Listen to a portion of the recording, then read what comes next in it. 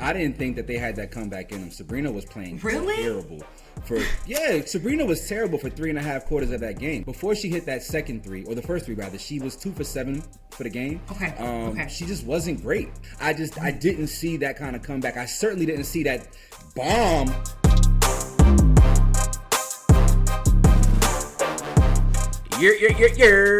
What's happening, Samaria? I'm not seeing no shoulder, no collarbone. Are we cold? What is going on where you at, beloved? Yeah, I'm definitely in Detroit. It's cold. I feel like everybody in the upper part of the United States is freezing right now. But speaking of Detroit, I saw Big Meech is allegedly free. So shout out to him. Wow. Okay. I didn't know that you were tapped in with the with the community like that. My bad. I didn't know that you was tied in. You got ties? Something I need to know about? Because I'll stop making jokes if you tied in like that. No, I'm not. All right, I'm not tied into being there. For my own safety, I think that I should transition into talking sports. Are you ready for this? Because, again, I don't want no smoke. All right, let's get into the fumble. It's time. All right, new Jets wide receiver Davante Adams is expected to start Sunday against the Pittsburgh Steelers after being traded to New York just Tuesday. Now, Adams requested that trade from the Raiders a few weeks ago with the hopes of being reunited with a quarterback that he had familiar ties with. So this also comes on the heels of Jets owner Woody Johnson parting ways with head coach Robert Saleh. Now, Rodney, do you feel like the Jets now have what it takes to win it all? All of what? What you mean? The Super Bowl? Maybe let's start with the division.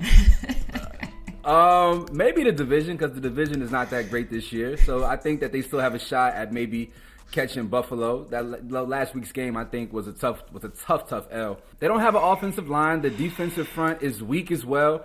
I mean, this does not address an area of supreme need. Granted, the receiving core has looked out of sorts at times with Aaron Rodgers. You know, Davante and Aaron go back, years and years and years. But I just don't think this is what the Jets needed in order to be the football team that coming into the season they desire to be. It's in the trenches where they're struggling the most. They cannot keep Aaron Rodgers upright. This is not going to make them a more favorable team to win a Super Bowl by any stretch of the imagination. Yeah, and I know, like, for Woody, he says that he has the most experienced roster, the most talented roster.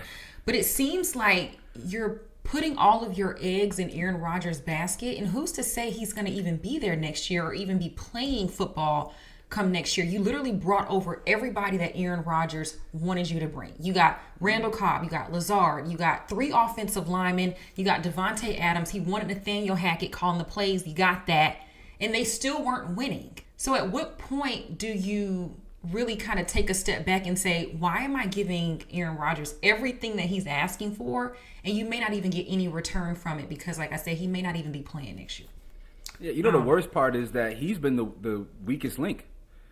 Aaron Right, Rodgers himself has been the one who, he's supposed to be the straw that stirs the drink, and he's been terrible this year.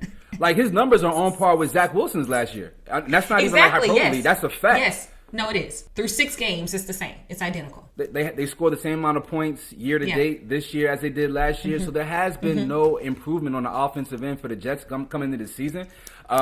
It's tricky. Like, I think there's more confidence. They had more confidence, right? Like, I think the Jets last year felt very dejected with Zach Wilson under center. So maybe they have a little bit more confidence. But in terms of on-field production, Aaron Rodgers has not been a difference maker by any stretch of the imagination. He looks like a deer in headlights when he drops back. He has no mobility whatsoever. He cannot escape any pass rush. He's getting touched a lot. 2 games ago, he got hit 14 times. And at 41 years old, I think mentally it's starting to wear on him. I do hate how everything went down with Mike Williams, though, because a lot of people are giving Aaron a little flack for that, the way that he handled that on Pat McAfee's show. What do you think about that? Maybe holding himself accountable. I mean, when I watched it, I thought that it was underthrown. I thought that he had to turn around and slow up. And when he did that, that's why he slipped. That's what I saw. I don't know, but I didn't like it. I feel like because y'all already have so much kind of going on in that locker room, I didn't feel like that needed to be said on ESPN. I felt like you could have had a conversation. Whatever your grievances were with Mike Williams, you could have said that to him. I mean, I guess at that time he probably knew, okay, I'm getting Davante Adams, so I don't even care about this guy. But you might need him. You might, or you might not. I think, not even I think, he definitely ran the wrong route. I'm torn about this. Because I also do not mind acknowledging when things go wrong. I know there's a culture of you're supposed to protect your teammates and you're never supposed to say like full truth. But he did run a wrong route. And I don't think it's a bad thing to acknowledge that somebody did something wrong. I don't think he scapegoated him. I think he just acknowledged what was. And as somebody who kind of understands Aaron Rodgers a little bit because we have some similar personality traits and quirks, I don't think he was being malicious. I think that he's just like, yo, I'm keeping it a buck. Once you hit 40, at 41 years old, you're just saying what it is, right? Like, it's like, remember like the tail end of Kobe's career? And he was just being brutally honest with everybody. And he was like, bro, you don't work hard enough for me to pass you the ball. Like, I'm not passing you the ball. That's just kind of the phase of life that Aaron Rodgers is in. He's in like old, angry, say what it is, blunt man stage of life. And that's okay to me. I actually think it's kind of fire. Personally, I like. Okay, yeah, when you're winning, but when you're not winning, what? I don't like that. You kind of. The only way I can be honest is if we win it. No. I think that it's more swept under the rug if you're winning. But when you're losing like this, and then you got all of these moving parts, and your head coach just got fired, and I know you made the call. It's like know that. Didn't I just laid out everything this man got. Woody Johnson is giving this man everything he's asking for. If he wanted Robert Saleh there, Robert Saleh would be there. I'm just saying, like, I just think that he just they need a little bit more confidence. And I think that he may be a little too hard on his receivers, and maybe that's why they kind of whatever happened to men being men. Whatever happened to being able to receive criticism. And if you feel a way about it, say something back. Say something to the man in his face. But it's okay if he acknowledges what actually took place. That's just how I give it up. That's how I feel about it. But, you know, I'm a gangster. Not like Big Meech or nothing like that. But, you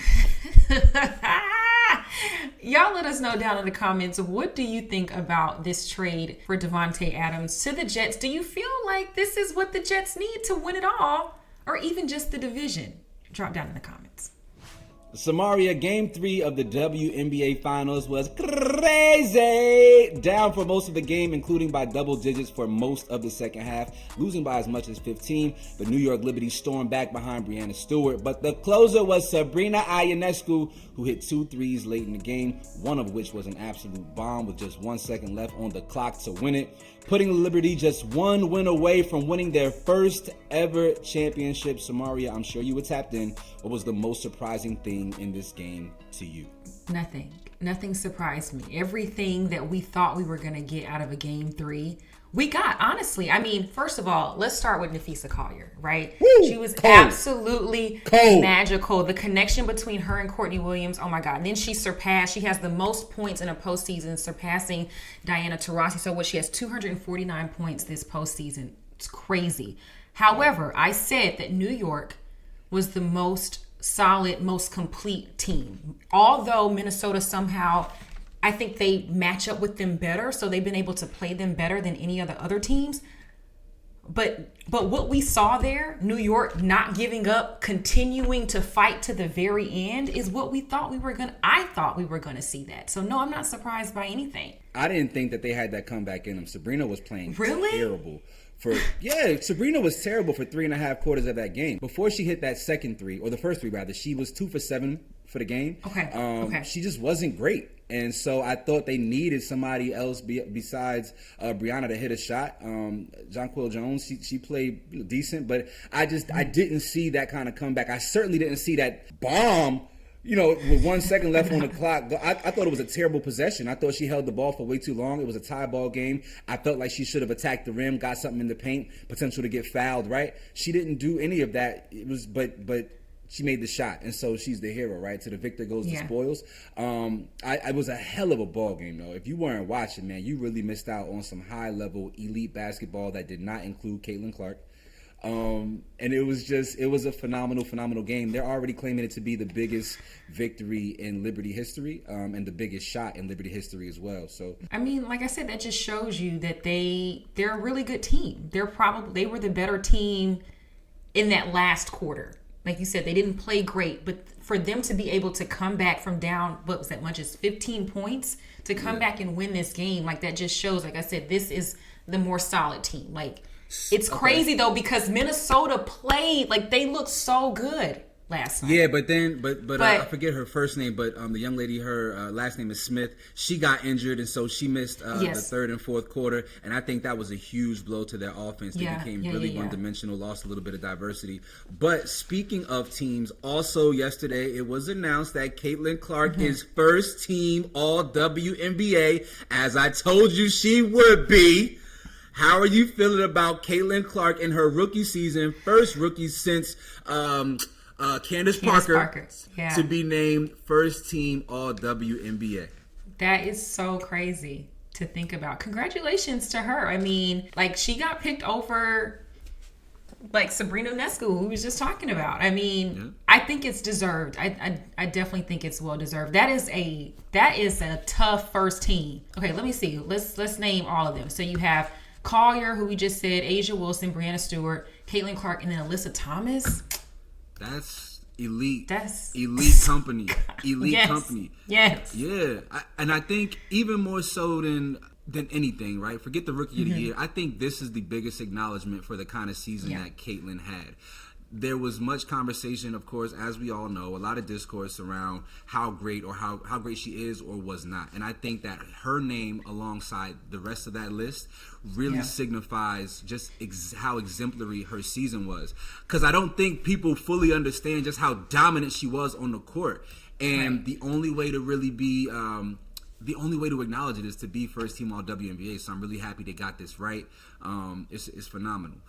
Yeah. I don't know who voted for someone other than her to win Rookie of the Year. She was not a unanimous Rookie of the Year. One lone person voted for someone else. I don't know who, but her being first team All WNBA and not a unanimous Rookie of the Year to me is crazy.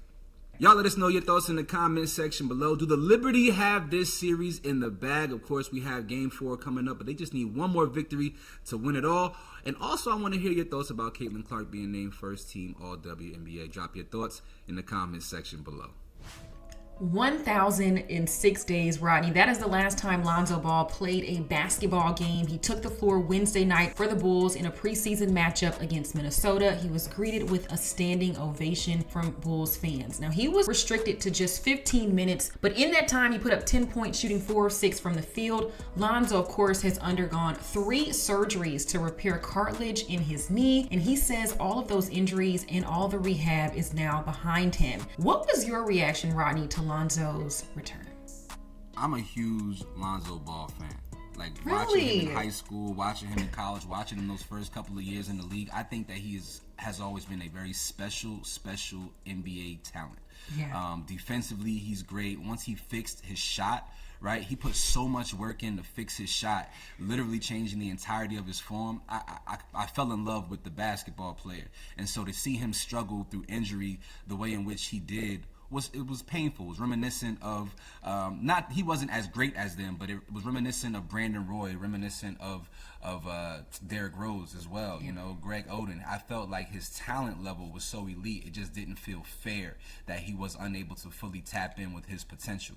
So I was elated to see him back out there on the court. He is the first basketball player to have cartilage transplant surgery, right? I believe there's one soccer player in the world who also had the surgery and came back to play professional sports at a competitive level. That just goes to show just how hard this young man works. And I think that sometimes when you look at certain people, and I hate colorism, but there is a stigma, you know, he light-skinned, right? And so we might not necessarily want to acknowledge the level of mental toughness that this man had to go through over the last 2-3 years to get himself back in position to play NBA basketball, man. So my hat is tipped to him. Just a phenomenal story. Yeah, and honestly, I didn't think he was going to get back. I mean, every update that we were getting about Lonzo, it was like, okay, it's another 18 months, or he has to have this surgery or this. And then even especially when you just brought up the transplant, I'm like, oh my God, like, he's not. I didn't think he was going to come back, and I definitely didn't think that he was going to look as good when he came back. Now, obviously, he's not 100%. He did talk about he had some soreness throughout the game, but he was shooting 42% from 3 before he got the last injury 2.5 years ago. This is exactly what the Chicago Bulls need right now on the roster. So I'm hoping that he can come back he can come back. He's already come back, but I'm hoping that he can be back to what he was before, because not only do the Bulls miss him, but I think the game right now misses a player like Lonzo Ball. Yeah, it's going to be interesting to see how he does fit into the Bulls roster if he is able to remain healthy and able to play, because Kobe White had a phenomenal year last year. He balled out, and I think that he's pretty much entrenched as a starting point guard for the Chicago Bulls. But they also traded for Josh Giddey, which means that there's another playmaking, wing guard on the team as well who they have high hopes for. But the Chicago Bulls fans, like most fans around the NBA, are going to be pulling for Lonzo Ball to see the floor and see the floor often. And because the Bulls ain't really playing for nothing, it's almost like, yo, put Zoe out there. We don't want Giddey. We don't want to see Josh Giddey. You know what I'm saying? You know the jokes and the comments that are already being made about Josh Giddey because of the things that were alleged about him last year. And so that's going to be a tough thing to see this team navigate. The coaching staff, the front office, are you going to accommodate the requests of the fans and see and put Zoe out there a little bit more, because y'all not playing for nothing and you want the eyeballs. And this is the entertainment league, right? So that'll be something to be interesting to follow. Yeah. Well, you all let us know down in the comments, what did you make of Lonzo Ball's return after 1,006 days away from basketball? Y'all let us know. This week, Tom Brady became a part owner of the Las Vegas Raiders. And I love to see our greats in any sport become a part of the business that they gave their blood, sweat, and tears to once their careers are over. And the mere presence of Brady should elevate the expectations of what it means to be a Raider, or at least a Raiders quarterback going forward. But this season, Tom Brady also signed a 10-year, $375 million deal to become an NFL announcer for Fox, doing color commentary. Despite not having a second of experience doing that job, might I add, that's a lot of chicken to invest in somebody who's a newbie, but whatever. I'm not a hater. By all accounts, though, and I'm just being objective here, he has not been great at that job. And now that he is a part owner, it's unlikely that he will ever improve, and here's why. So he is not permitted to be in another team's facility, not permitted to attend broadcast production meetings, and prohibited from criticizing referees and other teams. So why the hell do we need someone doing color commentary who can't bring any color? He can't get valuable information in pre-production meetings, which he obviously needs. He can't critique the game. And the NFL is the most popular American sport by far, so being on the desk of NFL games is maybe the most prestigious and important media job in all of sports. It literally changes the game experience for fans, and we are going to be miserable having to hear an already mediocre Tom Brady with less information, less insight, and not injecting personal opinion into his job. I think this is dumb, and I hope that Fox finds a way to relieve us of the pain of having to hear Brady call games.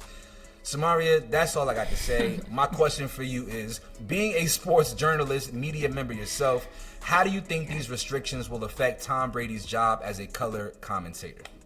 Yeah, I mean, it's pretty much obsolete at this point. He's not going to be able to be the best because, like you just mentioned, he needs a lot of work. And in order for you to get better in this career field, you have to be in those production meetings. You really should take maybe a day to go to practice and just kind of like be around the team that you're calling. You can't do any of that. And so, yeah, I think that unfortunately, I don't know what the contract for Fox is, but it just needs to kind of be null at this point because he's not going to get any better. He's not going to bring any insight. The only thing that we're going to be getting from Tom Brady is just his expertise in the game. And I don't know if that's enough at this point. It's not adequate enough. It's not adequate enough. It's just you gotta have to not be in a pre-production meeting for an NFL game is crazy.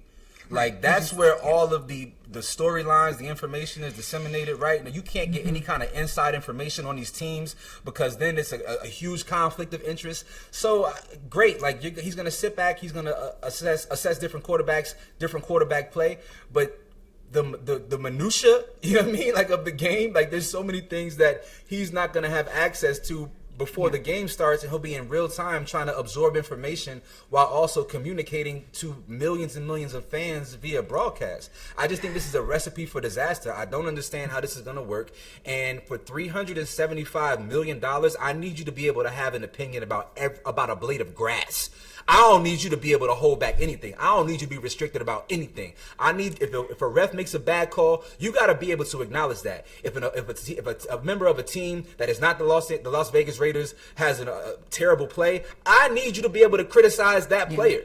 Like, that's crazy. So you can't criticize. Then you're not doing your job. I'm sorry. This pisses me off. One, because it's just so much chicken. It's so much money, dog. And I'm not even going to take it to where I could take it. But this is just, there's a lot of money being exchanged here. Tom Brady is a great, so I understand you want his brand to be a part of football in perpetuity. I get it. But there are other people out there who can add some color, who maybe also have some color, who will be able to do this job. No, I agree. And that's why I was saying I don't know what his contract, the details of his Fox contract, but you would think if Fox was smart, because this is not something that just happened overnight. We knew that Tom Brady wanted to have ownership in the NFL. And so that should have been a part of the contract. Okay, yeah, we'll allow you to do color commentary on Fox as long as you're not an owner in this league. And once you become an owner, we're not giving you any more of this contract. It just nulls it right then. It voids it out. So it's very strange. I know it was a huge deal, and now you're not even going to be getting the best, or you're going to get even worser Tom Brady. Yeah, you know what? Whenever LeBron decides to retire, I'm looking forward to seeing, one, whether or not he'll become an owner, and two, if there's any scenario in which he wants to talk about sports, I would love to see what his package consists of. I would love to see what he will be compensated with. I know the NFL has different money attached to it than the NBA. I get that, but I want to see what the greats of other sports are awarded once their careers are over to talk the game. I'm looking forward to that. And outside of Charles Barkley. I do feel like he made his choice. Like, he knew that ownership was way more important than doing this color commentary. And so, y'all should just let him do that and call it a day, I feel like. Wrap it up, B. Wrap it up. Y'all let us know your thoughts in the comment section on my fumble of the week. Should Tom Brady remain a color commentary analyst for Fox, or because he is now an owner, should he give that position up and forfeit that check to somebody who can actually give their opinions and thoughts on the game of football? Let us know in the comment section below. All right, that's all for this week. Thank you so much for joining us for yet another great episode of The Fumble. Make sure to subscribe to The Fumble and at The Fumble Sports on all of our social media platforms. We deliver the latest in sports every day on our YouTube page with our girl Jackie Ray, and every Friday right here at The Fumble with myself, Samaria Terry, and my co-host, Rodney Rikai. It's so cold in the D. We ain't getting no shoulders no more, huh? We just gonna be in sweaters for the rest of the year. That's what we doing, Samaria? The fans ain't gonna like that. They ain't gonna like it. We out here, man. Peace.